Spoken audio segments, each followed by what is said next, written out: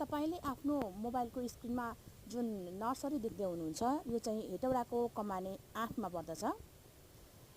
भिडियोलाई पुरै हेर्नुभयो भने तपाईले यसको ठेगाना पनि पक्कै पाउनुहुनेछ। मेरो मोबाइलको क्यामेराले खिचेको भन्दा पनि पक्कै नै धेरै नै सुन्दर वनस्पतिहरू यहाँ रहेका छन्।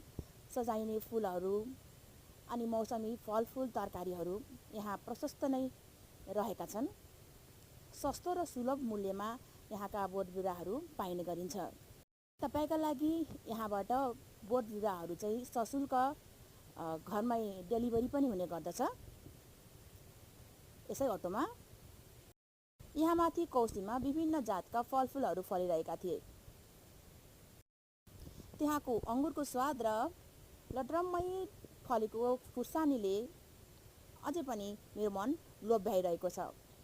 यदि तपाईं हेटौडामा हुनुहुन्छ वा हेटौडा आसपासमा हुनुहुन्छ भने आफ्नो घरमा, आफ्नो बगैँचामा, माथि कौसीमा कौसी खेतीका लागि तपाईले पक्कै पनि यहाँ सम्पर्क गर्नुपर्नेछ र आफैले उब्जाएको अर्ग्यानिक फलफुल तरकारीको स्वाद लिन पाउनुहुनेछ।